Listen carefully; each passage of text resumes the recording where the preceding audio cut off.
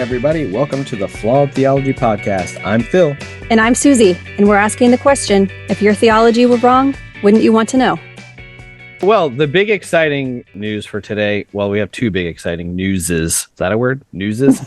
I don't think that's a word. But anyway, so today is our season finale for season 2. And so we're excited to have gotten to the end of another season. I think we did 5 more episodes than we did in season 1. And we changed up the format a little bit from what we did the first season, figured out a few things as far as scheduling. And we actually stuck to our schedule every 2 weeks. We did it. Yeah, I was pretty pleased with that. So, except for that break we took in the middle. Yeah, that was like impromptu. We're like, hey, let's take a break just for fun. But yeah, that was cool. So for our season finale last year, we did a Q&A. And so this year we thought we would do the same thing, but we would mix it up a little bit. And so we are pretty excited to have I'm going to use the term celebrity guest co-host. She does not approve of that term. Yeah, she doesn't like it, but that's too bad. So we have Arline with us from the Graceful Atheist. So welcome, Arline. Hello, Susie and Phil. Thank y'all for having me. I'm excited. Yeah, so I'm going to not even pretend to not be fanboying. It's always fun to see people that you listen to or that you talk to every day on social media and then be able to talk to them in real life. So that's really fun. So thanks for being here. Absolutely. Yeah. I love your guys' vibe. Your guys's? I don't know. You guys' vibe. That works. It's the same as newses. We'll just make up words, it's fine. We do it all the time. Yeah. You say it with confidence. Yeah. Right. So, Arline, why don't you tell us a little bit about yourself, faith background too, and then a little bit about, how you got connected with David and the Graceful Atheist, and then any other fun facts that you'd like to share about yourself. Okay. I did not grow up in the church. I became a Christian when I was in college, and then I met my husband through college ministry. We were super Christians. If people were Christians, we were definitely Christians. Loved Jesus, all the things, did all the things. He was a worship leader. He was going to school to be a pastor.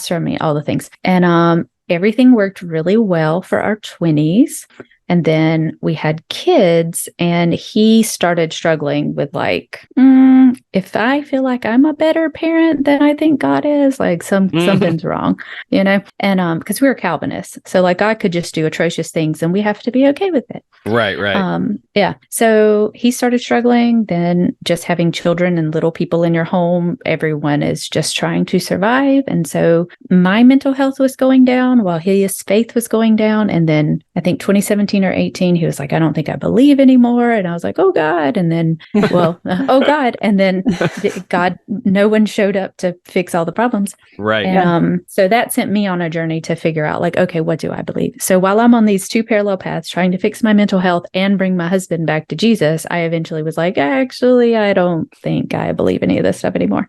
Right. Then COVID happened. It all kind of just happened at the same time. It just worked out well. And so we weren't going to church and COVID was happening. So I was you guys know Lars, what he calls rage learning. Yeah. I just rage learned all of 2020, Bart Ehrman stuff, anthropology stuff, evolutionary biology. Everything I had never learned, how religions get started, Karen Armstrong's work. And I was like, yeah, I definitely don't believe this. And one of the things I did was look up podcasts. I was like, I think I'm an atheist. I don't ? And so I looked up atheist podcasts and I found The Thinking Atheist, started listening to Seth Andrews. I liked his stuff. And then I found The Graceful Atheist and started listening to David. And I loved hearing people tell their stories. Loved it. In 2021, he was like, hey, I really need somebody to start a Facebook group. And I was not on Facebook at the time because Facebook. And because Facebook. Yes. Because Facebook. Enough said. Hashtag toxic. Yes. Oh, it's just the worst. And so I just sent him a voice message and was like, hey, here are the things I could possibly do. I've never done this, but here are my qualifications. And he was like, sure. We started the Deconversion Anonymous Facebook group. And now we have at or over 1,000 people. I'm not sure. And because David has tried to keep the tone of the podcast graceful and kind, that's the feel of the group. So people who are still deconstructing or people who are like, I don't believe any of this foolishness anymore, you're able to be in a place where you can post stuff and you can rant and be angry and people are compassionate, but you can also ask questions. And for the most part, people are kind and considerate in their answers. And yeah, so that's what I'm doing for David. And then I got to start hosting. He asked me if I wanted to try that. And I've never done anything like that. And that sitting across a Zoom type thing and someone being willing to tell pretty much a stranger so much of their story and you get to be part of that. Like, it's very honoring, and a lot of times it's a lot of fun. And of course, you just learn from people. So yeah, so that's what I do, and it's fun and I love it. Well, that's awesome. I was on there, I don't know, last year or 2 years ago to tell my story. And there was something really liberating about telling that story. And you're not trying to sell the story. You're just like, here, what's the story? Tell me, and I think that's really refreshing. And it feels so safe. Like, especially with Arline, I don't know, it's something about her voice. It's very soothing. Yeah. It's that Southern charm. Yeah, exactly.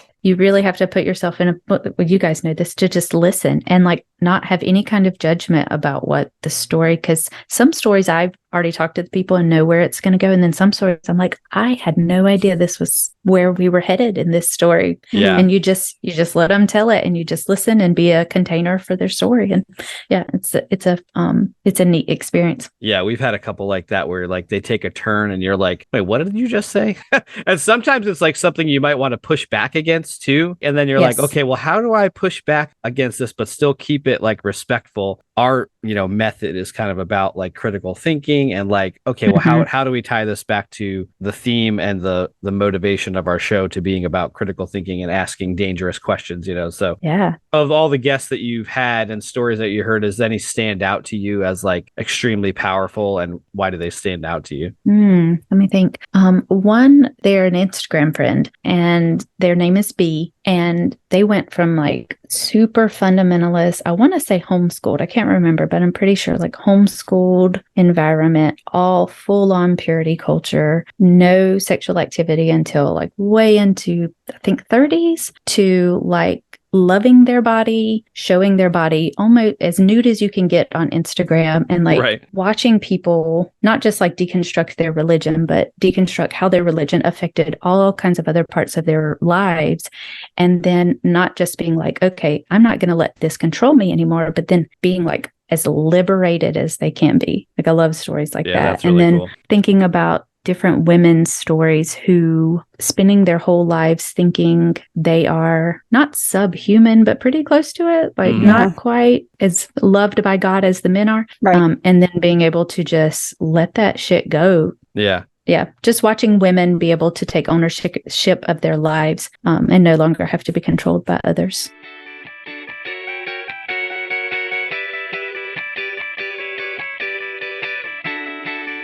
All right, well, let's get into our Q&A section for those of you who are listening that maybe didn't send in questions. We basically just asked on a couple different groups for questions for the show. So people sent in questions on various topics. Some of them are theological. Some of them are like kind of personal. I mean, I think it's a good thing to say that, like, we don't claim to have the concrete, absolute answer that this is the right answer to this question. So I think all of these answers are like kind of open to discussion, and, somebody might not agree or like our answers, which is totally fine with us. Well, that's why I like that there's three of us, because we have probably three different perspectives. Yeah, I think it'll be very interesting to see the different perspectives on some of the questions. So our first question came in from Megan, and her question was, can you help me understand what the apologists think about verses such as, happy is the one who seizes your infants and dashes them against the rocks, and other garbage things? I love other garbage things.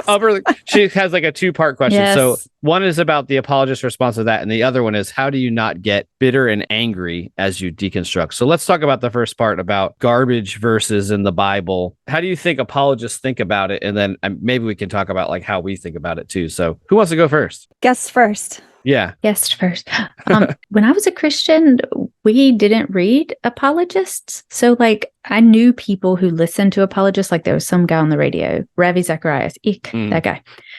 But I never read any of their stuff or listened to them. I don't know why, but I know as far as the pastors that I was under, a lot of times they just skipped stuff like that. Like some of those verses I didn't even read till I got a book called The Contemplative Skeptic, which is kind of like a short pieces about, I don't even know how to explain it. It was like, here are all the terrible things in the Bible. Those were the first time, even though I'd read the entire Bible, that I realized all of that junk was in there, because pastors that I knew, they all stayed in the New Testament, and they never talked about the really difficult Old Testament stuff. You had some of the big stories, and that was it. Right. Yeah. All the happy stories. And then it's kind of funny because you hear some of those stories now and you're like, oh, I used to think that was such a great story. And now you listen to it, you're like, oh man, that story's fucked up. Like Noah and the flood is the one that kicks me in the ass every time I think about it. And Abraham and Isaac. Those are the two ones to me that I'm like, oh man, those stories are fucked up. Yeah, well, they spin them in such a way that you think that they're positive stories and it's exemplifies God's love.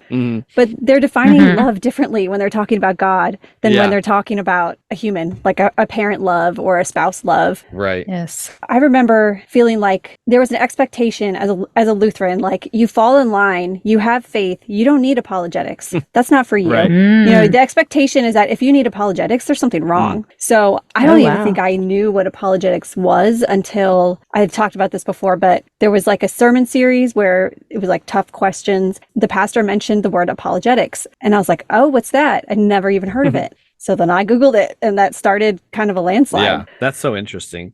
That is. So like, did you ever hear a pastor in Lutheran world talk about this story and like give an explanation for it? No, but I did look in my Lutheran study Bible about this particular verse that Megan asked about. It said that since Babylon destroyed Jerusalem, then they wanted Babylon destroyed. And so they were pleading for God to enact a revenge. And it was okay because God's doing the revenge, not the people.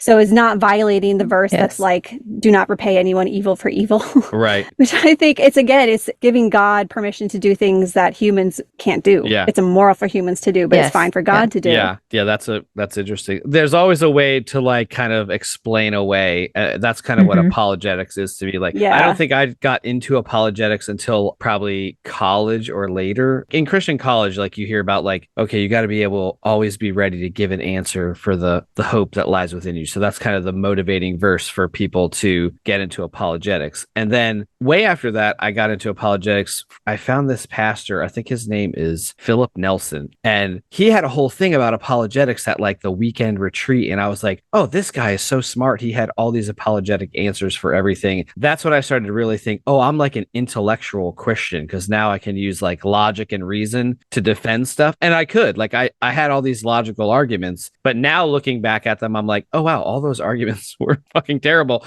and they don't really hold any water. So I think the one that apologists would probably use to explain this verse would be, I think it's a fallacy called the appeal to authority. And it's one that's commonly used where you just say, oh, well, God is so much higher than we are. We can't understand the rationale of why he would maybe dash babies against rocks or why he would tell Abraham to go kill his only son or why he would kill everybody in the world in a flood. And we can't understand that because we're just lowly, simple humans and his ways are higher than our ways. So those thought terminating cliches. Yes, that's what I was just thinking. It's a discussion ender because basically there's no way to have any more rational thought when someone says, well, you just got to have faith or his ways are higher than our ways. Yeah. I think that's the way apologists would probably handle a verse like that. Or they would say something like, oh, well, it doesn't really matter for doctrine. That's just like an Old Testament story. So who cares? You know, but like, it's in the Bible. Right.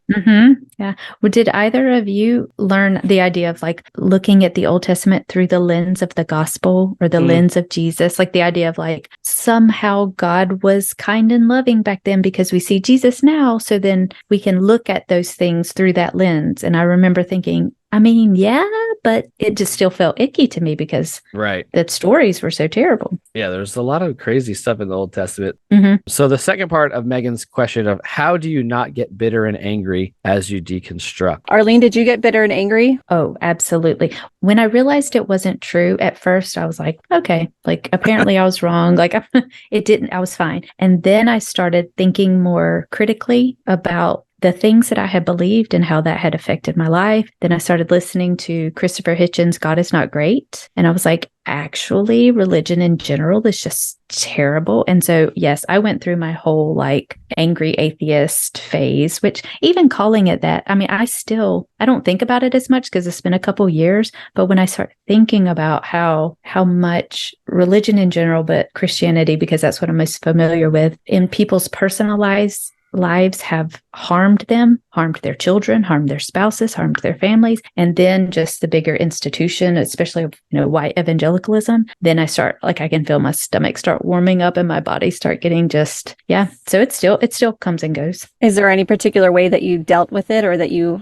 find that kind of something to make the anger fade away. For this specifically, it sounds bad, but I just try not to think about it. I try not to too. I have to like step back from social media and not consume what all the Christian nationalism and all the things that are happening. I just have to step back sometimes, which I have the privilege to do that. You know, it doesn't personally affect me as much as it does other people, but yeah, that's true. That's a good point. I do that too. I have to at times. I need to read a book that's not about religion. You know, I need to read just a fiction book. Yeah, just not think about being ex-Christian for like a week. Right. And I think that's why Phil and I had to take that break in the middle of the summer, because we just wanted to enjoy our vacations and not have to think about this stuff. But I think that when you start to feel that anger coming over you and that bitterness is starting to consume you, just step back, take a breath, take a break from this kind of content. Come back later when you feel like you're a little more at ease. Mm-hmm. Yeah, you can definitely limit like your exposure. Well, some people can. Yeah, not everybody can. Yeah. Not everybody has the luxury of saying, "Oh, I just don't want to think about this." You know, because maybe they're living in a house with a spouse. They're married, exactly. Yeah, or their parents are doing this, that, and the other thing, you know. So for me, I think it's important to recognize that like bitterness and anger and whatever it's okay. Yes. I kind of view the whole deconstruction process through the lens of the stages of death and dying, you know, in psychology. So there's like a grief process, and anger is a part of that process. You can't stay in that phase, but it's certainly appropriate to realize that there's some stuff that we dealt with, and it's okay to be mad about it. And because we've been told for however long that anger is a sin, bitterness is a sin, you know, there's going to be some like aversion to being angry and feeling like, oh, I can't be angry about this. I just need to get over it. Well, we're not made like that. You know, you don't just get over things, especially if you've experienced trauma. You don't just get over trauma. And I see this a lot when people post in the various groups, like, how do I get past this specific thing? I'm thinking of one particular person that has been in a lot of groups that is always posting about, I really don't want to believe this anymore, but what about if Paul blah blah blah? And you guys both know who I'm talking about. Yeah. And I don't know how many times I've replied to this guy, and I've talked to him privately too. I've connected him with a therapist and with Bart Campolo, like trying to help him out, like, dude, you need to address your trauma, because you are not in a place where I can say, just stop consuming this content, because your brain will not allow you to do it. Yeah.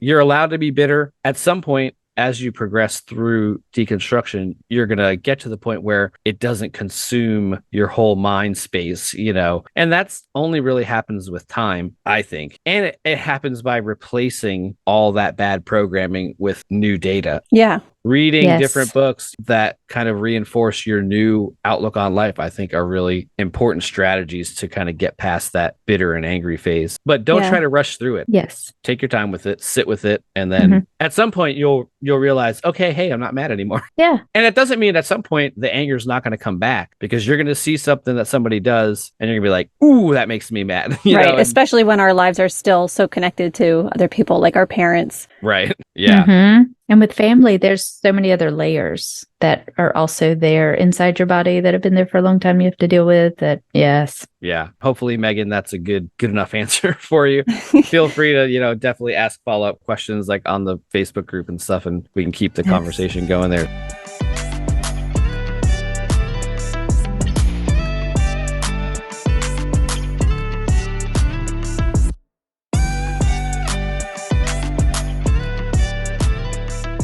Our next question comes from everybody's favorite genius. Robot. Our favorite robot. Alien. He's an alien. Alien robot AI, Lars. So he asked the question, what seemingly trivial ways have you reclaimed your identity that was suppressed as a Christian? Examples: watching R-rated movies, swearing, celebrating Halloween, wearing bikinis, doing things just because you like to do them, etc. I know I like to wear a good bikini every once in a while. It's really freeing, and that's a mental image. No judgment zone. Right. Yeah, exactly. But what about you guys? Do you guys have any things that have, you know, maybe it just seems like a small thing, but you're like, oh, I can do this now and I don't feel guilty about it? Like, Mom. So not having grown up in the church, when I saw this question, and I've talked to Lars 100 times, Lars and I are friends, and we've talked a lot about the things that, you know, we've taken back. But I realized when I was reading this question that all I really did was take the things that before I became a Christian, I enjoyed. And then like while I was a Christian, they were considered bad. And so then I just went back and started doing those same things again because they weren't actually bad. So it's like, so for me, it's just like talking about sex with my friends and just being able to talk about sex like normal adults. I was always that chicken Bible study that was like too much for people. And I'm like, does nobody else like this? Like, I don't understand all these women. And then I found out they had like terrible douche canoe husbands. So, that was a whole different conversation. But having guy friends, I can have guy friends. Like, I can talk to guys on the internet and we're friends. Like, we had rules around, like, if the pastor contacted you via some kind of message, his wife had to be in the message. And it's like, I just need you to tell me to be there for Tuesday's meeting. Like, you don't, goodness. like, I don't, It's like the Mike Pence rule. Yes. Yes. We had that kind of not driving with the opposite sex and all those kinds of things. Cussing if I wanted to, just reading for leisure. You were talking about just reading a book earlier, Susie. It's like, I used to think that I needed to just always be like sanctified and self-help and do all this kind of stuff. And it's like, I just want to read, murder mysteries at Christmas time where like somebody died in the library and there were Christmas trees and I don't have to grow. I just have to like love that somebody was killed. And and so just little things like that, listening to music just because I enjoy it and not feeling like it needs to be worship music, just enjoying regular things that I used to want to enjoy but couldn't because I felt like I needed to always be growing and all that kind of stuff. Everything had to be spiritual. Yeah. Yes. Yeah. Everything starts to feel like work. You Right? can't just chill and sit on your ass and watch TV, like, because then you're lazy, like, so. For me, like, the Halloween thing was one, because, like, we didn't celebrate Halloween. Christmas is the same thing. Like, as a Christian, if anyone mentioned Santa, there was, like, always, like, this immediate joke of, what happens if you rearrange the letters of Santa? It's Satan. Oh my goodness. Now it's like, oh, you can actually just enjoy the whimsy of the holiday. And now the thing I struggle with about Santa is like lying. To me, it feels like reverse lying about Santa, the way I got lied to about God. So I'm like, that's actually the way I struggle with the Santa thing now. Cause I'm like, do I really want to be honest with him about Santa? Is that going to like fuck them up? Yeah. It's kind of funny, how that reverse indoctrination trauma causes problems, even when you just want to watch Christmas movies. And Susie, what about you? I pretty much did all the things in the question I already did when I was a Christian. You heathen. I know. The difference is that I do curse more now. I use the F word pretty regularly, which is really cathartic. I remember reading a study that it actually helps you release tension when you curse. And I always remember that. And I was like, oh, wow. Like, let's do that. That's good. I I'm going to tell my wife that. that. My wife doesn't like when I curse, but I just love it. Partially because I never could. I was going to dress up like Roy Kent for Halloween this year. And I love him. Yes. I ordered a freaking costume and the shorts were way too big, but I really was just excited about walking around and just going all day long. 'Cause that's what Roy Kent does. But yeah, there is something that is really, really freeing about cursing. It is. Yeah. The other thing I do is now I say, oh my God. Not something I ever did. It's almost like hard to say because of how programmed I was not to say it. Yeah. My 4-year-old said it the other day. Yeah. Something in me like felt icky, but I was like, who cares? It doesn't mean shit. My daughter started saying it way before I did. And she's 8 now. Yeah. She started saying it probably when she was 6. And at first I told her not to say it, but she pushed back on me. Like, she actually wanted me to explain why she wasn't allowed to say it. I didn't have a good explanation except for that. Yeah. Everything inside me revulses. Is that a word? I just made it up. Sure. Add it to the list. Yeah. Yep. Everything in me does not like that, but it's because of the way I was programmed. So I was like, all right, you can say it. I guess it's fine. Just don't say it around grandma and grandpa.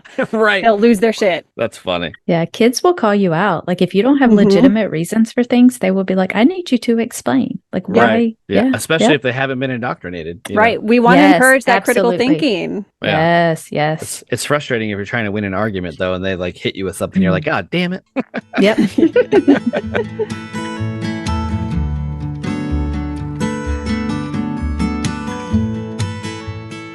Next question. I would love to hear about books you recommend on the subject of dealing with leftover fear of hell. Also, which of the sects would you consider most insidious? That's SECTS, not SEX. And which, in your opinion, is more insidious than the majority of people realize? Phil? Good question. All right. So it's odd to me as someone who grew up fundamentalist Baptist with the rapture anxiety and all that stuff.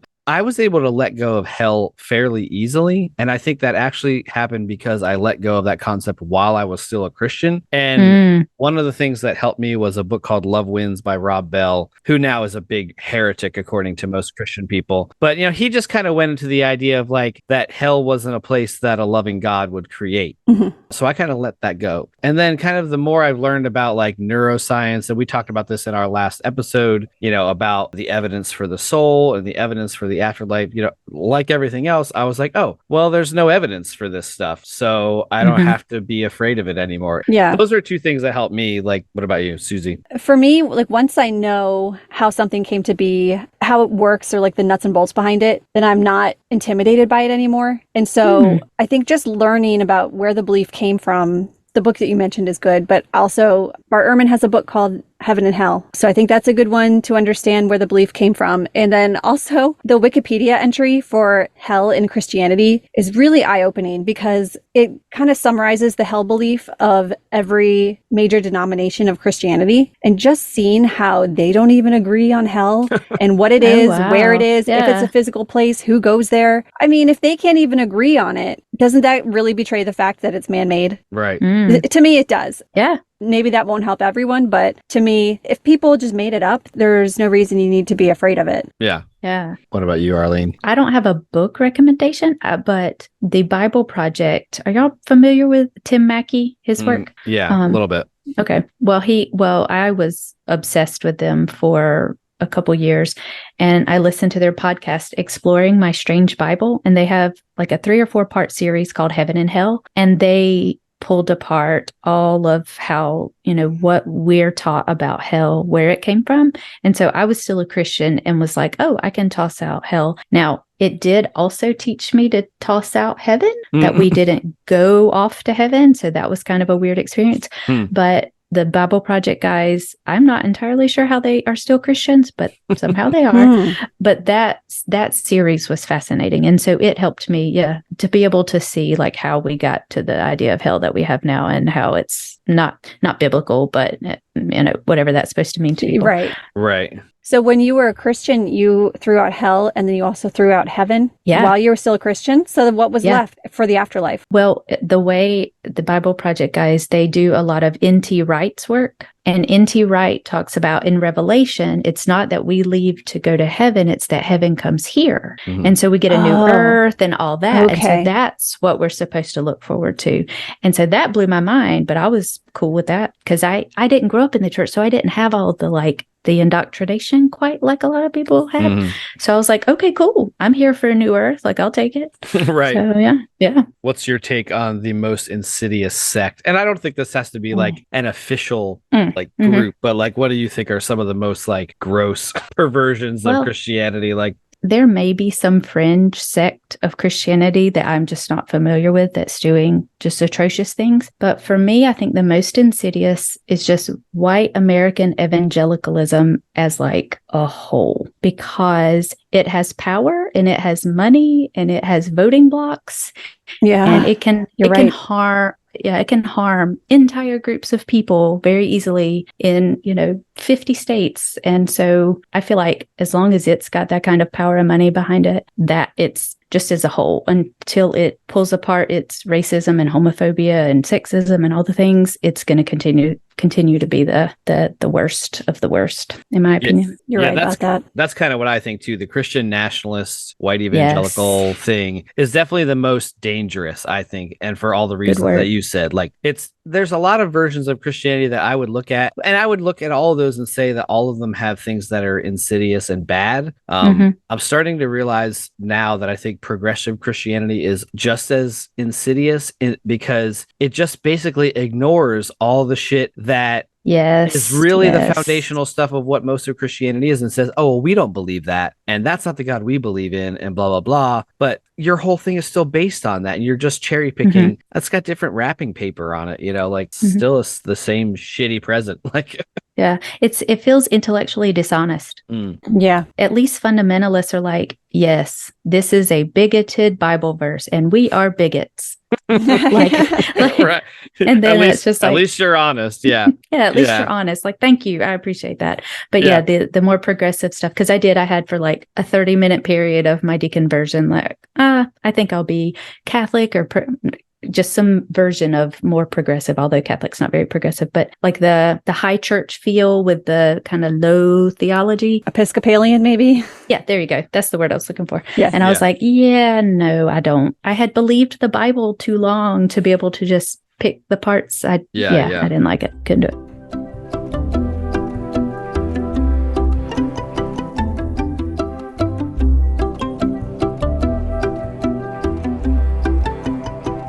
All right, here's the next one. My question is how to cope with the stress after leaving religion. A lot of people pray when things are going bad because they feel that faith will relieve stress. I think it would be good if you could share strategies for dealing with emotions like fear and anxiety without religion. All right, who wants this one? Yeah. All right, go. I'll take it. Now, I will say I have learned a lot from Buddhist teachers, and just to a lot of people, Buddhism is a religion. But I have learned from Thich Nhat Hanh's books. He was Vietnamese Zen Buddhist, so I don't know how religious. I don't know his work other than having read his books. But Sebene Selassie and Joseph Goldstein, like meditating, deep, super slow breathing, sitting in nature. For me, lifting weights. This is not Buddhist. Lifting weights and listening to screaming metal music. Doing my own screaming, like for me, just things that physically calm my nervous system down, whatever that looks like. There are certain songs that were like from my childhood that are just happy memories, and so they calm my nervous system. And then realizing how like everything's physical, it's not supernatural. I just need to calm my nervous system, and I need to get stuff out of my body. So like if there's stress or something, I need to scream or run or lift a heavy circle, some kind of like physical activity. And then I can eventually feel better. It's not magical, but it helps, I guess, get it out of my body. That's how my kids call it. I just need to get it out of my body. Yeah. When we did our episode on prayer, we talked about how prayer can actually help relieve stress because it does all those things that you were mentioning, like slowing your heart rate, focuses your attention on other things instead of what's causing you that anxiety. But like you said, there's other ways you can achieve that without prayer. My daughter's in therapy. I've gotten her in therapy because, well, she's been diagnosed with some stuff. So I've learned a lot about anxiety, and it's like your body's alarm system. And so your body's like telling you, like you said, get rid of this stuff that I'm feeling. It needs to come out of my body. We're learning about this thing called grounding, which is a self-soothing skill that you use when you're experiencing overwhelming feelings or intense anxieties. What my daughter's therapist tells her to do is like even just suck on a little hard candy, like a sour candy. That'll ground you. It gets your attention away from whatever you're feeling, resets you. There's also this method called the 3-3-3 method, where you intentionally take in information about your environment. So you look around. So what are 3 things that I can see? What are 3 things I can hear? What are 3 things that I can touch or move? And that just resets you and grounds you. And obviously, disclaimer, this is not therapy. Yeah. If you need a therapist, go get secular therapy. These are just some tips that I've come across. Yeah, those are like really good. I like that anxiety. I've got anxious kids too, and like we've done like some therapy. We've got psychotropic drugs flowing through one child, and my 6-year-old has like lately gotten very like explosive about things. So I'm gonna try some of that grounding stuff with her because I could see it. I could see it working with her because she's actually able to process, the anger. She gets really angry about stuff really quickly. You're like, okay, you need to just come back down to earth here. Yeah, same with my daughter. Yeah. Yeah. So my first response, of course, is therapy. Like there's no replacement for sitting down with an objective person who is not a religious therapist, who knows how the mind works and will sit there and listen and help you process things. I mean, I think therapy is something that people need, even if you don't have trauma and anxiety and whatever. It's just super useful. So for me, the biggest thing is understanding trauma. That's been a huge thing for me. And I've got a couple of recommendations for like resources about trauma. 2 of my favorite ones to recommend are The Body Keeps the Score, which is a book, and You Are Your Own and Leaving the Fold. Those 3 books, probably really educational on understanding trauma, and Leaving the Fold especially is about religious trauma. And there is some value to like the concept of faith. Like faith does help relieve stress, but it doesn't relieve it in a healthy way because it basically helps you shortcut the normal response with a fantasy reaction. So you could say, oh no, I have stress. Let me think about unicorns. Okay, well that might work. Or just replace unicorns with God. Or, you can be in a stressful situation and somehow you can say, oh, God is in control. And that does calm you down if you really believe that. But it's not based in reality. Yeah. The other thing I think is important is to realize that any hard thing that you dealt with as a Christian and that you got through, you did that because of you. Not because you prayed, not because you had faith. It was because of you. It didn't kill you. I mean, I hate to quote a Kelly Clarkson song, but what doesn't kill you sometimes makes you stronger. It was you. It wasn't like faith. It wasn't God. It was you. So tapping into the things that the strength that we have inside of us is important. And then understanding that fear and anxiety are learned and conditioned responses, and they've been used against us when we were Christians. The fear and anxiety was something that Christianity and religion used to control you. And so now when you have fear and anxiety, you feel like, oh, I can't have these emotions. But they're normal human emotions. You're allowed to have them. And in some situations, fear and anxiety are good. Fear is an important thing. It is a preservation response. Like if there's someone in your house, you should be afraid, and then you should do something to, relieve the fear, like run away or beat someone. Unless they belong in your house. Yes, I meant an intruder. Sorry. Guess I should have clarified that. But another thing that I think is helpful is identifying your own strengths and skills. Caitlin, who was on our show a couple episodes back, recommended this personal values inventory. And we'll link to this again. I actually did this inventory today, but it gives you this cool printout of like, here's the your top 5 personal values. And I think stuff like that is very helpful. Knowing who you are, self-awareness is a way to get help with being fearful and anxious, because if you know who you are and how you respond to certain things, then you know what you can do to move forward. Just thinking it's like with Christianity that we're taught that emotions in general are good or bad. And it's like, they just are. They're information that we can use. And so not feeling like we always have to react to them and just being like, oh, wow, I feel kind of sad or anxious. Being able to just name it sometimes can help me calm down. And then it helps me, I don't know, be able to figure out what to do next. My brain is working and just not having to have a judgment about the emotion, just letting it be what it is sometimes. Right. I think I've heard somebody say that emotions are amoral. So they are neither moral or immoral. They have no moral value, I guess. Yeah, I like that.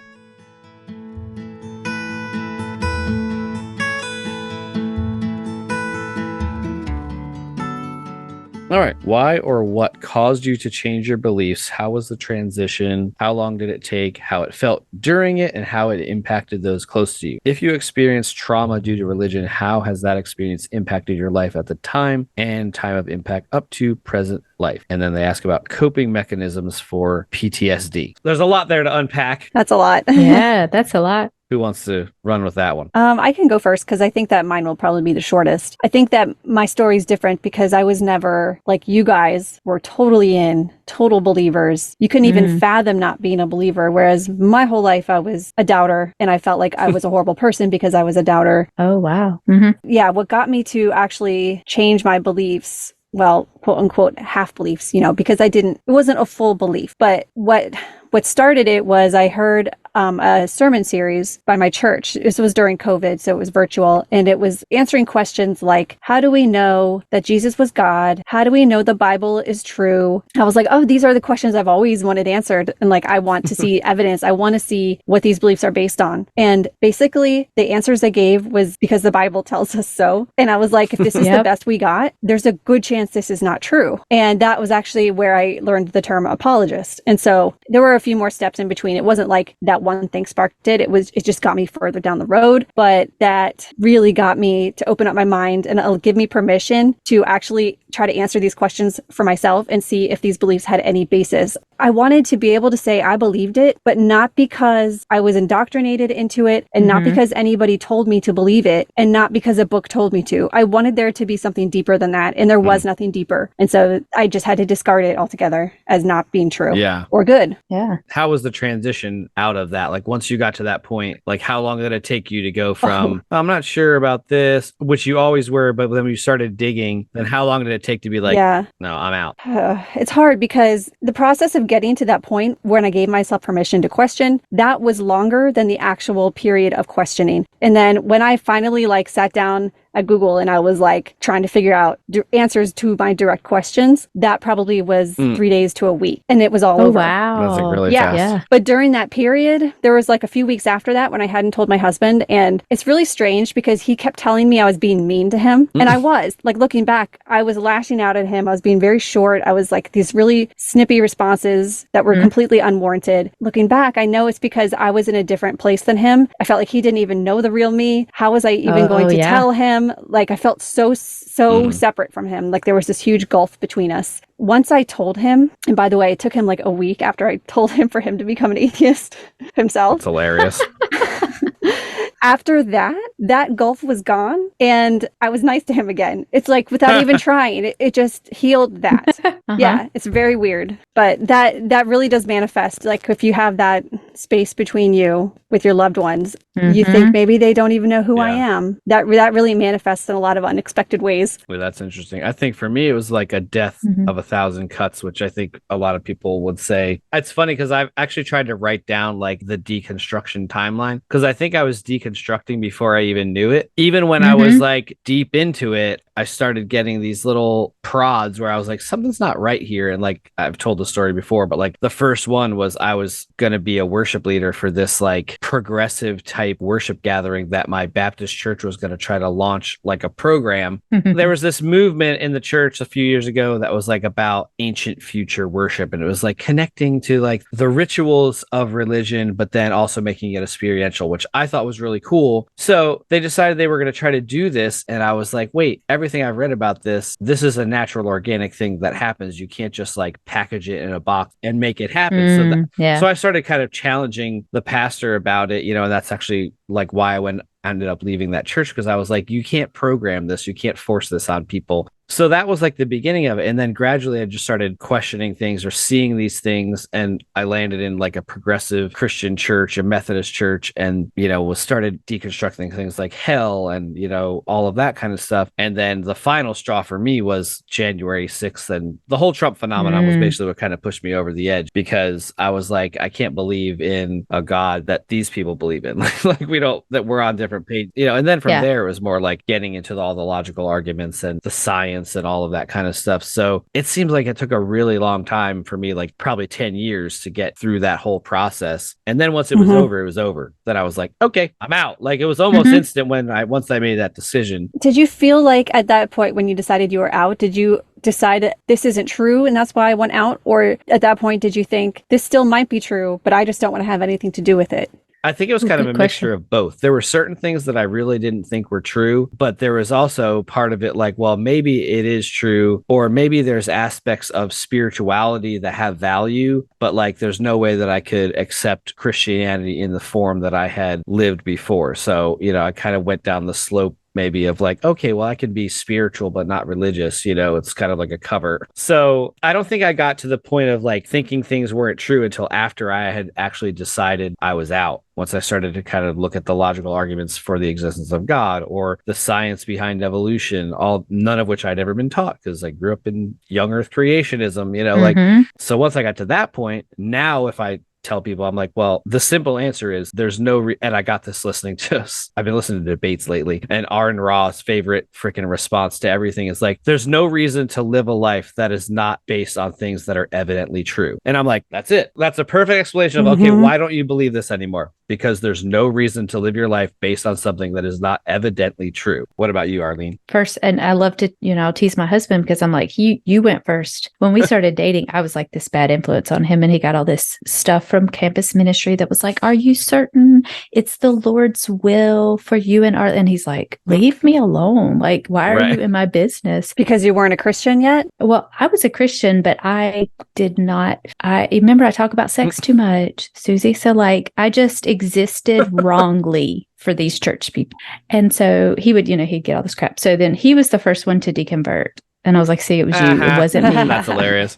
But he realizing that he could not worship a God, because he still was like, I don't know if there is a God, but if it's the one in the Bible, I can't worship him. And so that forced me to be like, okay, now what do I believe? Because he's got good points that I don't have good answers to. So then I went on my little journey trying to figure it out. And it started off like trying to help him come back to Jesus. Plus, I had my own mental health stuff that I needed to deal with. And praying was not helping me. It was stressing me out because I didn't know if God would help me or not. So my mental health was started getting better when I stopped doing the things that were supposed to help it and started doing the like bad Eastern things like meditation and yoga.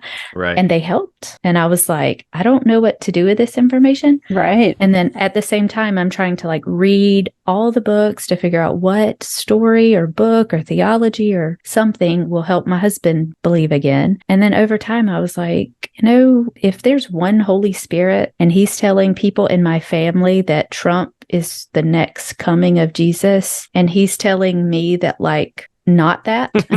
Like, right. How is all this? How is all this working? So eventually it just, like you were saying, a death by a thousand cuts, Phil, like it was like little thing after little thing. And then when you look backwards, you like see stuff that was like way before. Yeah. I was like, I was asking questions. I just had forgotten I had asked those questions. Right. I think the person asked, about how long did it take? For me, it was about 2 years of just really asking questions. But as soon as I realized I couldn't believe anymore, I was fine with there not being gods or goddesses or any of that stuff. And that's when I read, Karen Armstrong and Bart Ehrman and all those. And as far as like trauma and dealing with that kind of stuff, our church life was great. Like I can still recommend the church we went to. I live in the South. Everybody wants to know what church to go to. Oh, you don't have a church? I know one. Do you go to that church? No, I am an atheist, but I can recommend this church if you really want. They have if you great need potlucks. a place to go. So like, right? Now, my personal theology made my mental health pretty bad, but that the church didn't teach me. I had like taken it to this whole other level of believing stuff. I was way more zealous than the people around me, I think. Do you view that as trauma? Yeah, I don't know. My husband would say yes, because the response that I have to certain things is way bigger than needed when it comes to certain things that kind of bring me back to those same feelings. So like I saw there was a bunch after a police officer had murdered another unarmed Black person in the United States. I don't remember when this was. Who can keep track of them? Yeah. Yes. Yeah. Like I don't remember which person it was.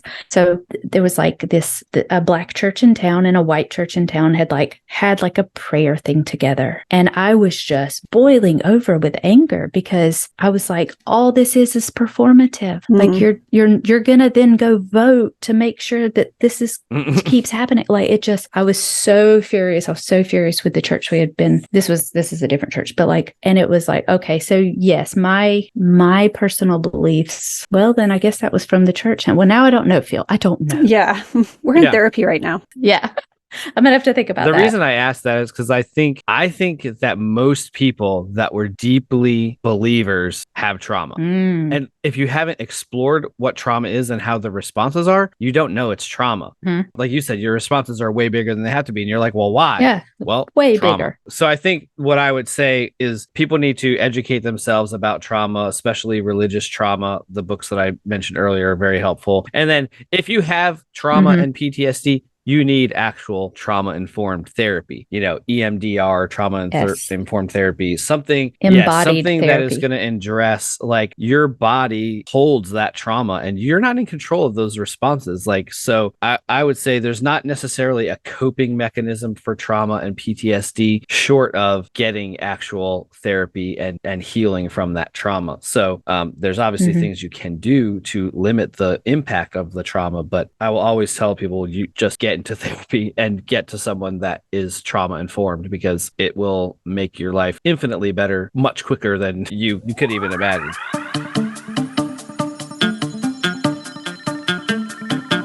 Okay, next question. How do you find solace in death without belief in an afterlife? It's one of the biggest questions I turned to religion for a long time. Who wants to go? I have a not satisfying answer. Go for it.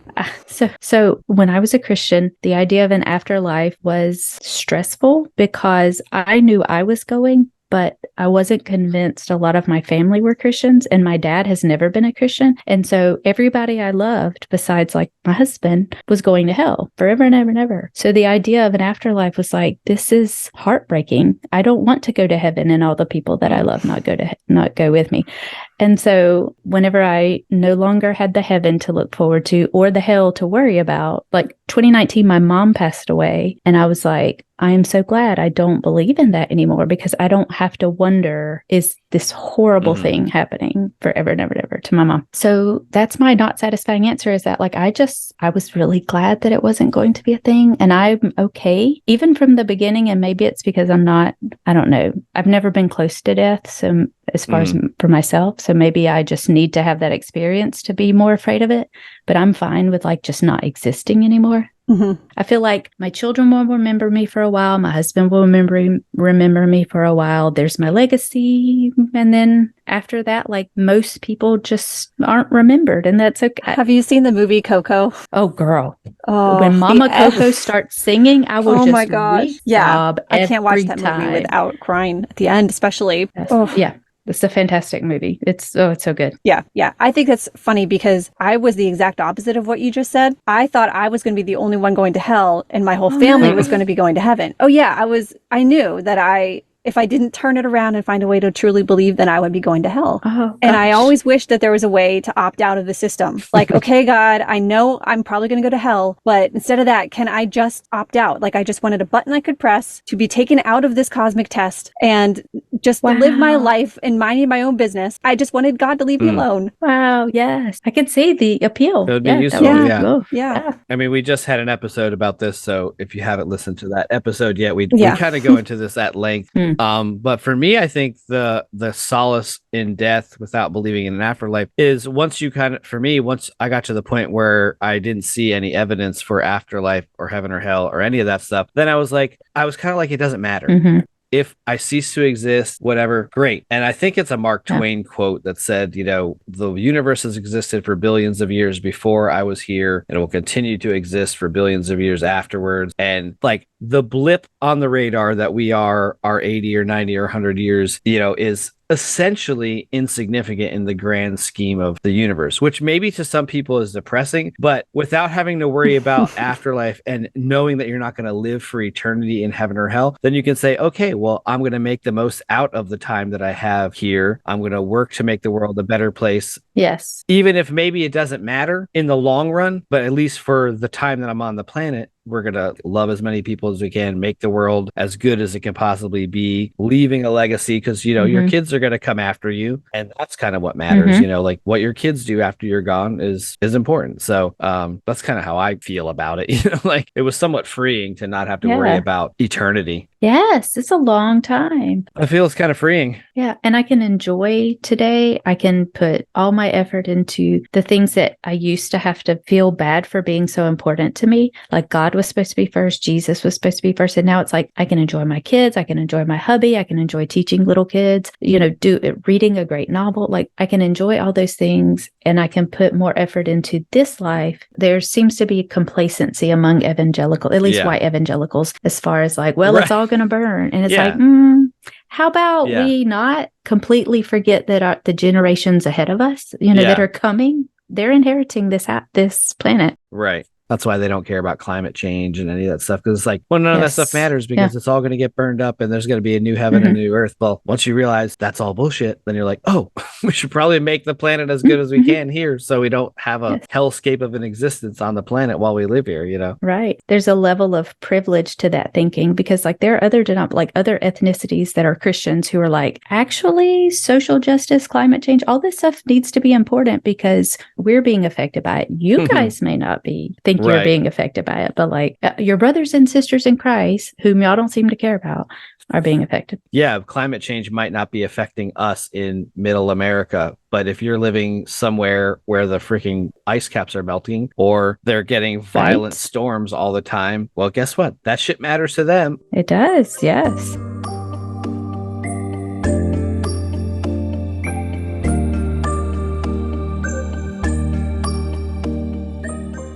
So let's move on to our next question.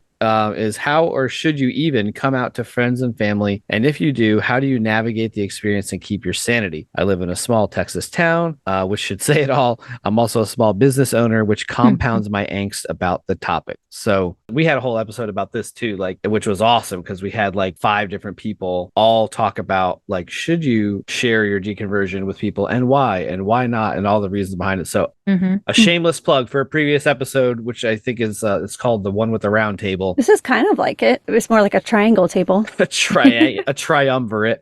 But I think for my opinion on it is like you have to find the balance between how important it is to you for living authentically and maintaining the relationships and connections that you have. So for me, I got to the point where it was more important to me that I could be who I was no matter who I was talking to, even though I knew that it was going to affect relationships, specifically with my still very Christian family. Everyone else in my family, immediate family, parents and siblings are all still super Christian. And I had to kind of get to the point where I was like, well, it sounds selfish, but it was like, I have to live the way I have to live. I have my own wife and kids and family, and we're living the way we want to live. And if you guys don't want to maintain a relationship with somebody because I don't believe the same way as you, that's your choice. If you're somebody that relies on someone for your livelihood, like you're still in your parents' house or whatever, maybe you shouldn't. But if you're in a place that you can and you want to, then go for it. You know, that's kind of what it comes down to, is like you have personal autonomy to do these things. And if you want to do them, do them. And if you don't.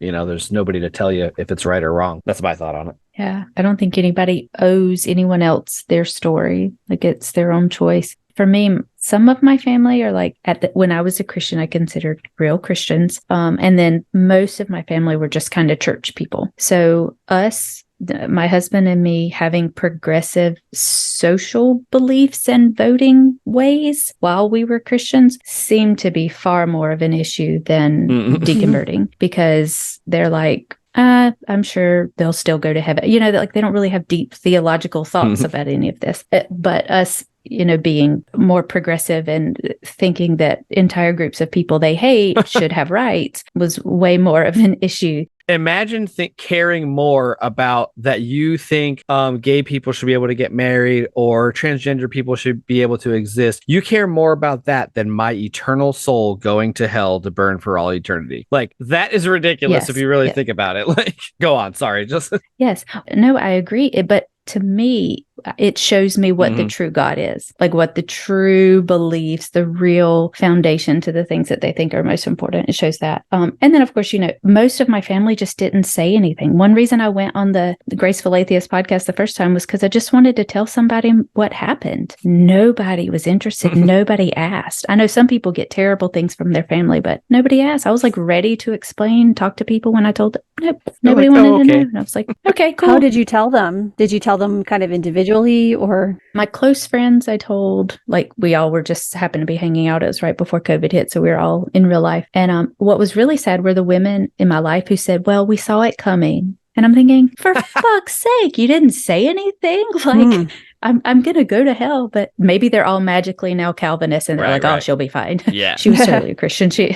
And then my family, it was kind of individually just because we don't live near family. And then, and they just were kind of like, okay, that makes me sad. That was a big thing I heard. That makes me sad. And I was like, I'm open to questions. Not a question. No questions. Yeah. Seth Andrews, he's always talking about how people have a right to be authentic and to live an authentic life, because a lot of times we as ex-Christians don't want to be very vocal or tell people because we don't want to impact the relationships with our Christian friends and family, but he's like, they are living their authentic lives as Christians. Why can we not live our authentic lives as non-Christians? And I think that's very meaningful to me. But at the same time, there's lots of implications if you are financially dependent on somebody, or you have your safe spaces within a Christian household, so you can't give up those safe spaces. Don't come out before you're ready. And also you evaluate the emotional toll it's going to take on your loved ones, but don't use that as an excuse to not do it. Like I know for my mom, I just learned today that she cries every day for my kids. I didn't know that,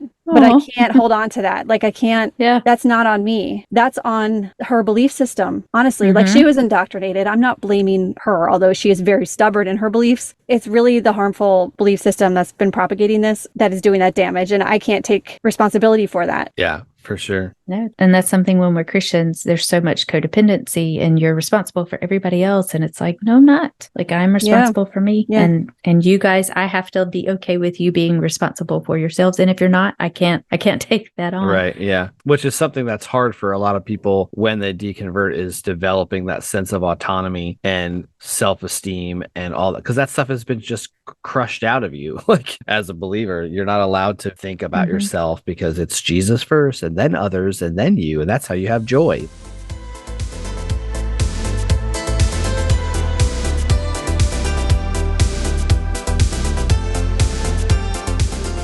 Why are women second class, quote, quote, and why do they accept that? The whole serve your master, obey your husband as the man wishes is swallowed by so many women, smart women. Religion is just so highly macho, and being told from birth that you are there to serve must be so hard to recover from. For those who managed to escape, when was the seed planted that women are people too? And what was the last straw that allowed you to get out? This was something that always bothered me from like day one. So there was no seed that was planted that women are equal. It was like always there. And I was like, wait, there's something wrong with this belief system where it says that I need to submit to my husband. Like, what is that about?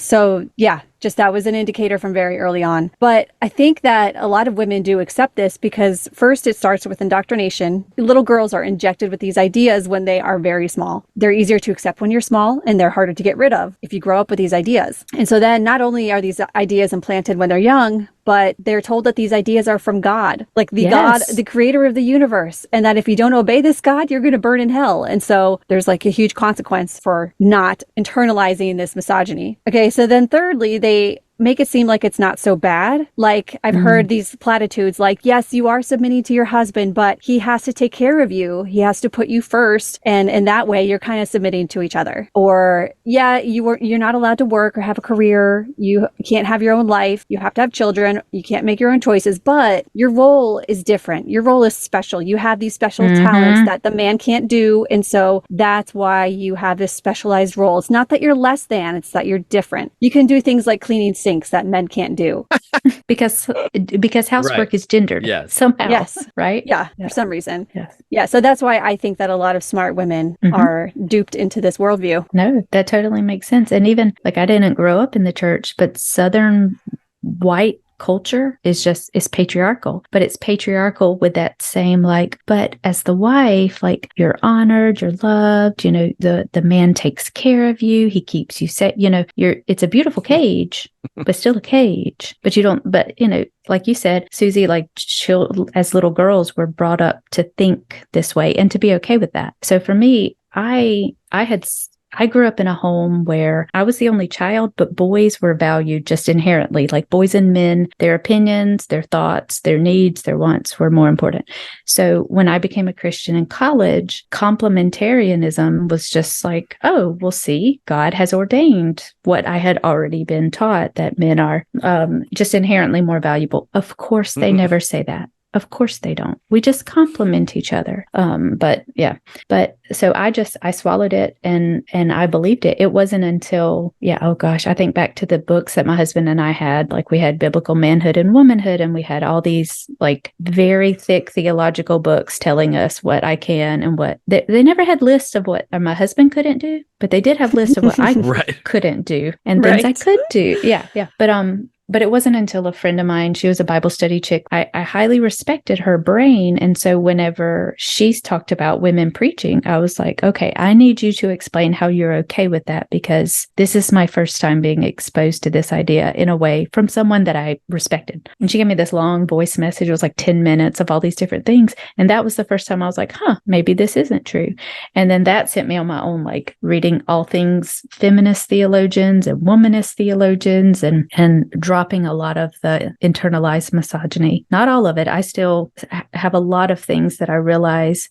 There's a feminist author, and I can't remember her full name. She's a Nigerian author. And she talks about if you have a problem with something when women do it, but you don't have a problem when men do it, it's not that you have a problem with that thing, it's that you have a problem with women. And so now I pay a lot of attention to like, oh, it only bothers me when they do it. That's on me. That's me figuring out the internalized misogyny. But yeah, eventually, like you said, when you're told that it's God's will, it's God's way, it's the best thing, then you'll believe it, even if you're in like just the worst situation. If you also have the theology of suffering, then it's like, well, this is just my lot. This is how I glorify God. Oh, it just gets layer upon layer upon layer for women. How did you guys both kind of escape that? Well, I was never really in it too much. So for me, I just started externalizing, if that's a word. Yes, is that that's a word? Yeah, that's a real word. Okay. I started externalizing the internal thoughts I was having about why the biblical thoughts about women are wrong. And like, I'll freely tell that to like my sister who, my sister has told me in the past that when she was getting married that, oh, this is God's will that women need to submit. And that's the secret to a happy marriage. And even then, I was still a Christian and I was like, no, that makes no sense. Like, I do not believe that. I guess I've just been more outspoken about it, but in my marriage, it's always been equal. So I never had to worry about that. Like my husband's great. So I don't know. What about you, Arline? So the way I deal with things is I just read all the books. Like my husband's like, did you really just order all these books? I'm like, yep. I don't even know why I ordered them because they came in from a long time ago when I listened to a podcast. For me, I read Dance of the Dissident Daughter by Sue Monk Kidd, which was like my first exposure to just thinking of God in the feminine. And I was still a Christian. But just reading that was my first exposure to that kind of thinking. Then eventually I read like something about biblical womanhood. I'd have to look at the title. It's a Christian book. Oh, no, not Rachel Held Evans. This is a newer book. It just came out a few years ago. But it was pulling apart biblical womanhood, showing how it's like, this is not a type in the making of biblical womanhood. Now that it's a Christian book, but she's pulling apart all the theology. And then Cassandra Speaks, which just talks about the way religion, all the way back to the Greek myths, is all about misogyny. It's all about men telling the stories and the women it being their fault. And so it was just little thing after little thing, even when I was still a Christian, that I was like, yeah, I can't believe this stuff anymore. Which then when it starts pulling apart things that you thought were biblical ways to exist in the world, it's like, okay, what other things did they make up and tell me were biblical that I read in the Bible and saw as biblical and turn out, no, not really a thing. See, it's a slippery slope. When women start reading, they start getting ideas. Yeah. Yes, I love it. You quoted Gaston. That was fantastic. Thank you. Yes. I was listening to a debate today between an atheist and a Muslim, and the Muslim kept saying that the patriarchal foundation of all the traditional religions is what makes society thrive. And he was trying to explain this, that patriarchy was a good thing. Like a lot of Christians will say, oh, well, patriarchy doesn't exist. This person was saying, oh no, patriarchy is great. And it's why it's like good. Was it Daniel? Yeah. It was Daniel, whatever. That guy's the worst. He was debating Aaron Ra, and Aaron Ra's just looking at him like, you're a full-fledged lunatic. But for me as a dude, it's like interesting because the idea of patriarchy was something I never even was aware of at all until I got into my progressive Christian years and I went to a church that had a female pastor. And I was like, I knew I was like deconstructing stuff because I didn't have a problem with her. And I was like, oh, well, that's interesting because I was raised, Baptist and like women can't preach. And like, I think the first exposure I had to the idea of a feminine God was in that book, The Shack. Did you ever read that one? Absolutely not. That was on the list of things with Rachel Held Evans that too we progressive. Couldn't read. Yeah. So the idea of patriarchy to me I never realized like how insidious and pervasive it was.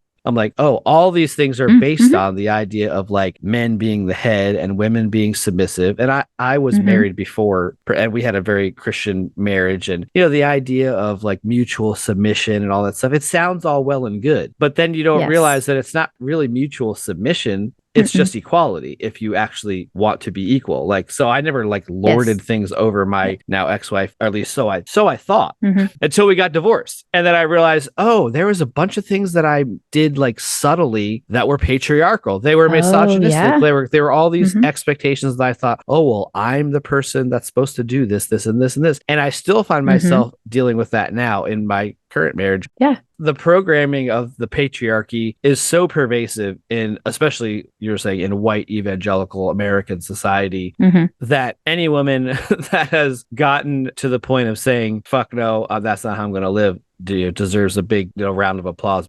There's just no data to support the idea that men are better at X, Y, and Z than women. They're not smarter. No, not at all. If anything, it's the opposite. Women are better at almost everything.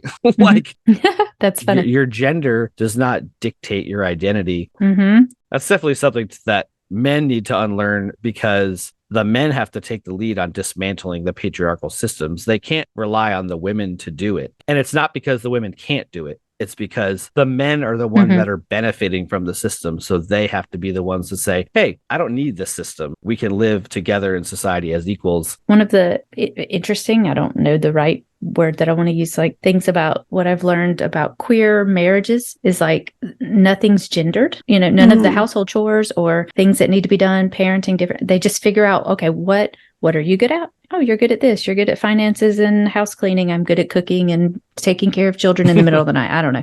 And they just figure it out and they make it work instead of already going into the marriage. Like when it's a heterosexual marriage, you're already, from the time you're little, have assumptions about who's supposed to do what. Hopefully the younger generations are much more able to decide, you're good at this, I'm good at this. Let's make it work, instead of feeling like they have to be stuck in the box of whatever their gender is.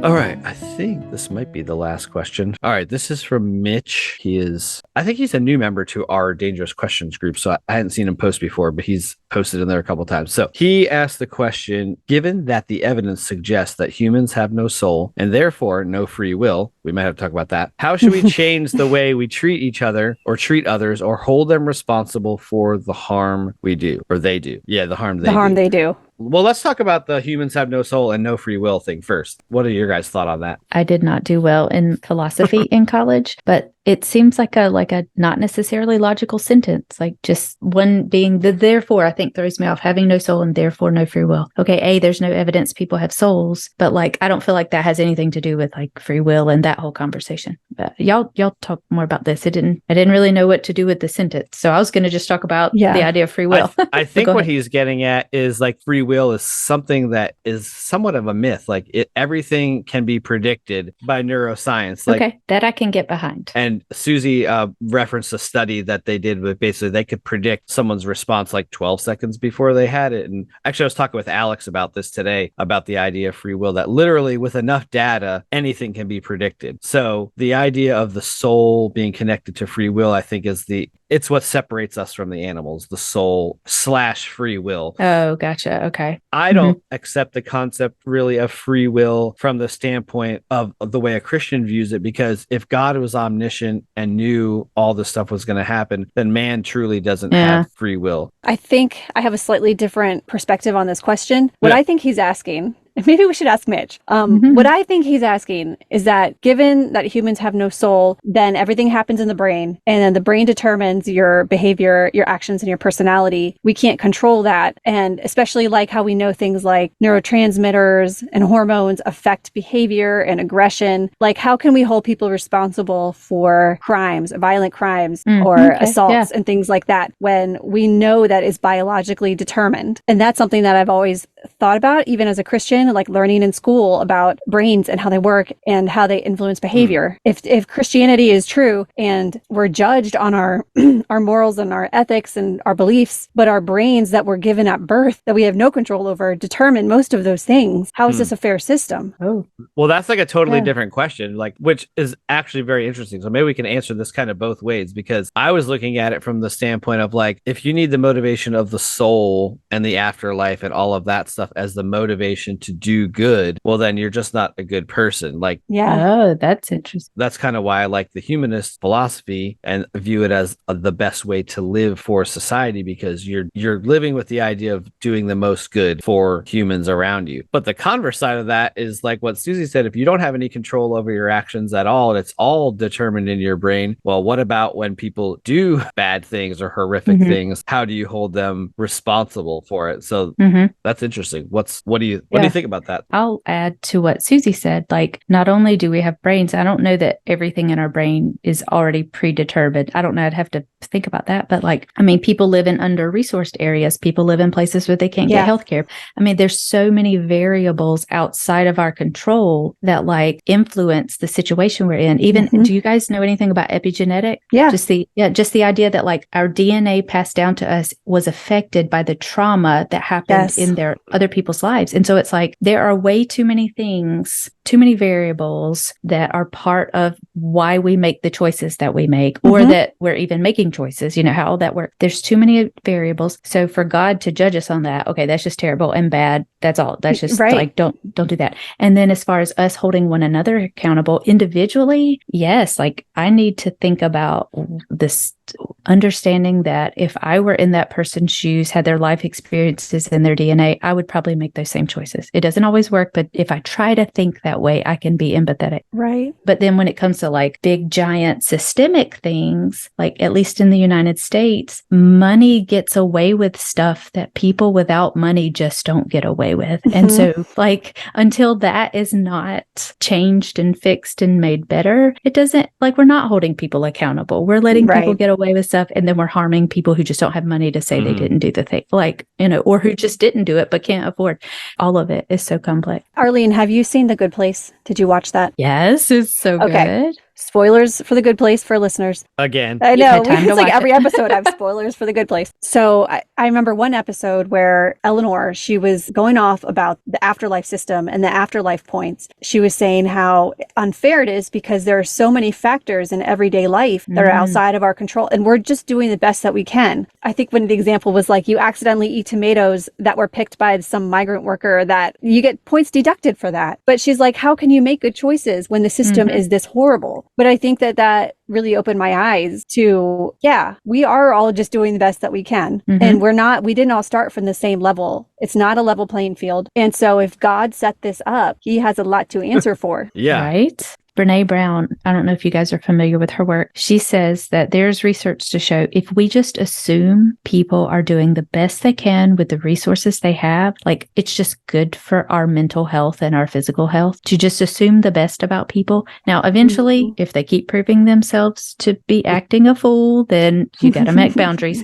But generally speaking, if we assume people are doing the best that they can, it's really good for our mental health. And we give people the generous story, I guess is. Well, and I think that goes to the idea of the difference between the Christian worldview, where the default is we're all sinners, and the idea of humanism that as a general rule, humanity is good. You know, so if you believe from the get-go that you are a sinner bound for hell, well, then of course, the way you hold people accountable is for everything that they do wrong, there's punishment. But if you believe that people are good and that they made a mistake, or like you said, they're doing the best with what they had, the resources they had, you know, well, then your response might be different. It might not be jumping to a punishment. Maybe the response is education. Maybe the response is, oh, let me give this person the resources so they can make a better choice next time. I mean, to me, saying that now, it's like almost like parenting. If you view your child as a bad child, then everything they do will fit right into that modality. I find myself looking at my kids. I have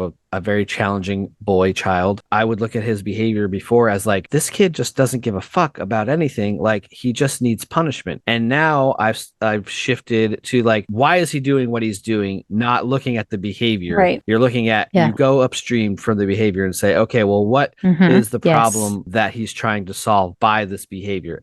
Same thing with all of humanity. Like, if you look at criminal behavior, quote unquote, amongst low socioeconomic communities or whatever, is prison solving the problem for a kid who has an ounce of weed that's 14 years old? No, he's not learning jack shit. Why does he have the ounce of weed? Because he's got 4 brothers and sisters at home and they have no fucking money and they haven't eaten in 3 days. So he needs to go and sell some weed so they can eat. I could hear people raging already. What do you mean? Like, it's against the law, blah, blah, blah, blah, blah. Yeah, but look at the system that created that situation. You know, there's a really good documentary about the prison system. I don't know if either of you seen it. I think it's called 13. Have you seen that? There's 13 and there's Slavery by another name, and there's a few different ones. Yeah. Susie, you're about to say something. It looked like. Oh no, I don't think I was. Say something anyway. Okay, thinking about what to say.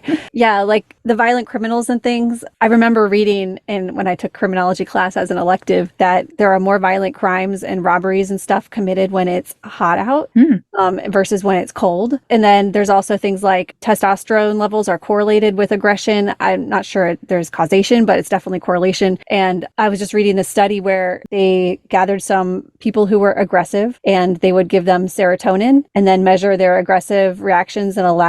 And the group that was given the serotonin had like way decreased levels of aggression. And so if something as simple as a neurotransmitter like serotonin can decrease aggression, and aggression leads to these criminal behaviors and assaults and things, at what point do we blame biology? And at what point do we hold the person accountable for their free will actions? And I don't know the answer, but at some point there's a line, probably. I don't know. It's like, is it a spectrum? Is it a line? Is it like a sliding scale? I don't know, but that's an issue that I think I want to learn more about in the next few years. It's an interesting thing because, like, look at the things that are happening in the world that are just like horrific. I mean, for me, like the most horrific thing going on in the world is school shooting or any kind of like mass shooting. So my general response is like that all these people need to be held responsible for their actions because they took the lives of other people. So in that case, you view this person, I view those people maybe as inherently bad, you know, because they did a bad thing. And I can go upstream and say, okay, well, they have mental health problems. There's a lot of reasons why they might have done those behaviors. But does all of that then excuse that behavior? And what's the balance of like, how do you balance the idea of accountability and like whatever for someone who shoots up a freaking kindergarten classroom? And that's something you might describe as evil, like Ted Bundy, evil. And we don't believe in, or at least I don't believe in evil. Go ahead, Arline. I don't know. I would probably use the word evil, but I don't know that I believe, not in the terms of like demonic not a supernatural stuff. sense, right? Yeah. But just the idea of like, this is a horrific thing that has happened. And there's a difference, I think, between like excusing behavior and explaining behavior. Like we can have like, here are some reasons how we got here. Now we need to figure out what accountability looks like. But like we were talking about earlier, with the systems set in place, depends on who you are and what the accountable. Will there be justice? Will there be accountability? Will the people who need help get help? Because that's there is a chick who was on the podcast last year before, who's in some of the same groups with us, and she talks a lot about like, in her opinion, there's a lot of, if you don't have access to mental health resources that are actually really good and helpful, like you can go all the way back to like the witch hunts and be like, okay, you guys just needed some like mental health guidance. And at the same time, the young men who shot up different places, like it wasn't that they had mental illnesses. A lot of times it was like indoctrination of some kind of white supremacy or masculine and some toxic masculinity, you know, all these different things. So again, it just gets so complicated that it's like, there's too many variables to figure out what's. So I don't know. That's my answer. I don't know. I don't know that we've answered this question because I don't know that there is really an answer for it. Right? I don't even think we know what the question actually is. Yeah, I mean, I think it's a multifaceted question, and Mitch, you know, maybe you need to get him on the show to talk about this kind of stuff. Good conversation. I think that's actually a really good last question because it demonstrates the shift in. Well, I got a hairball. I got a cat now, so I can have a hairball. It's fine. So I think it demonstrates that shift from the idea of as a Christian there were absolutes. Things were black and white, and now you realize, well, not everything is black and white. Nope, it's very gray. Yes, it is, and I don't know. I like it better. Yeah, gray is my favorite color, so I'm fine with it. I was about to say that, Susie, right here. Isn't that also a lyric from Counting Crows? So gray is my favorite I think color. So. Yeah. I think that probably is a really good place to end. We've been yammering it up for 2 hours now, so this could be some fun editing. But yeah, I mean, Arline, thanks for being here on our season 2 finale. It was awesome to finally meet you in quasi real life through the screen. So yeah, and thank y'all for inviting me. This is fabulous. Susie, one day, Graceful Atheist. Yeah, I know. Yeah, Susie, get on the damn show. I might need Phil there with me for moral support. Well, I'll just be there. I'll just mute myself and be like, here, say this. Yeah. But once you get started going, you'll be fine. I know, So yeah, for those of you who don't know, Graceful Atheist Podcast, listen to it. It's fantastic. They have a Facebook group called Deconversion Anonymous. Go and join it. There's a lot of awesome people in there, a lot of good discussions. So thanks, Arline, for being here today. Yeah, thank you so much. Anything else you want to plug or share? Nope, those are it. We're on Instagram, we're on Facebook, and I think that's it. I think David's on Twitter. I do have one very important question before we go. Here we go. What's your favorite bird? Girl. She's like, a bird that's good. calendar Okay. back Look at there, like bird watching identifier. Yes. Okay. I'm not going to be as ridiculous, so I'll just stick with my current favorite bird. Right now, it's the pileated woodpecker. Oh, we have one in our yard, and he just comes in. He's so big, and I can't even handle it. And I love all the sounds. He sounds like a monkey, and I just need him to just stay in our yard. Do you have the bird camera? I keep getting Facebook ads for it, probably because of all your damn bird posts. But it's like a camera that's like a bird feeder that has the camera in it. I don't have that one. There's an app with it that helps you identify the birds too. So, yes. Well, I do have the Merlin Bird ID. If you are a birder, we have that too. Yeah. Yes. All right. Well, thanks, Arline. We will talk to you some more again, hopefully. And thanks for being here. Thanks, Arline. Yeah. Thank you, guys.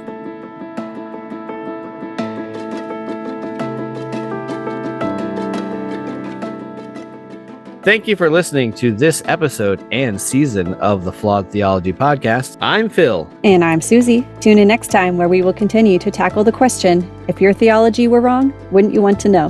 Make sure to join our Facebook page, Dangerous Questions. Follow us at theflawedtheologypodcast.com. Subscribe and rate wherever you listen to your favorite podcasts. And we will see you next season, which will probably be... Oh, please don't say January. January. Can we do February? I don't know. We'll see. Join us next season and stay tuned for when that is. Have a swell day. See you on the flippy floppy. And watch out for the Determinator. Why did you have to bring up the Determinator?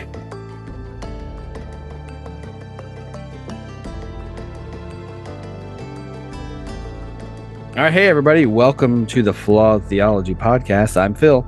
And I'm Susie. Let's not do that part. And Susie forgets the tagline in every episode, even though we've been doing this for 2 whole years. Yep. So that's cool.